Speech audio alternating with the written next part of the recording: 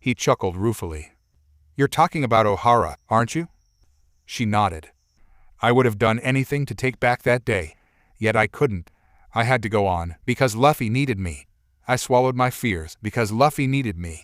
And when that fear threatened to overwhelm me and destroy the family I'd found, I kept going, despite the fact that everything in my life felt empty, because Luffy needed me. She looked at him again, her eyes sad. For the past 2 years, everything was because Luffy needed me. Naruto nodded. For the past 2 years, everything I've done was because I made a promise to Ace. Sometimes, I feel like I've lost myself along the way. Like I don't even know who I am at all under this burning will persona. I'm not even sure that I exist without it. I mean, the day I ate that fruit, the day that I took Ace's powers into myself, I changed. I didn't have the luxury of just sitting on the sidelines after that. And believe me, I tried. You're more than just burning will, Naruto. And you're just saying that. Am I? Robin studied him in the blackness, her eyes suddenly piercing. Then tell me this. Why do you free slaves? Because it's right. Why did you invade Impel Down? Because Iam was in danger. Why did you attack Mario? I just couldn't let those people suffer like that. Why did you throw yourself at Akinu and Kizaru? To save Luffy. One more question, Robin told him. Then you don't have to say anything else to me, if you don't want to. Why are you still here? She asked. Naruto glanced at her sideways. Because you're here. He heard her breath catch in the dark. Why are you asking me all this? He murmured. We all have our dreams, Naruto, Robin said. You have yours and I have mine. He felt Robin take his hand, and she squeezed it. He was drawn to her almost magnetically, and found himself leaning in to give her a tentative kiss. He pulled away only a fraction afterwards. She looked as surprised as he did, though not displeased. Then he leaned in again, more urgently, and their kiss had passion. Naruto felt her breathing against him, and accepted her arms as they closed around his neck when he began to pull away. He wanted this. He wanted to be with a good woman, and forget for just a moment about where they were, and what had happened to them. He needed a moment's solace, and he suspected that, while Robin might not need such a thing, she was more than willing to comfort him. Perhaps a bit too willing. Pulling away from the heat of his touch, Robin, lacking any sort of haste whatsoever, tugged at her shirt, releasing the zipper that had tantalizingly constricted her sin for so long. Before Naruto could protest, she pulled at the padded undershirt beneath, sighing with relief as she finally got it off. Naruto hesitated at that. Robin, perhaps we shouldn't. She ignored him, reaching over and undoing the straps that held his vest in place. He seemed pained, struggling with himself despite his obvious desire. But what about the others? I don't care. The look in his eyes turned desperate. But here? He cast his gaze about the cabin, his eyes lingering piteously upon the doorjamb and the appalling lack of a lock. Forget where we are. She pulled the vest over his head, and he let her, staring helplessly. When it was done, she started working on the straps for his pauldrons, and after a moment's hesitation, he began to help.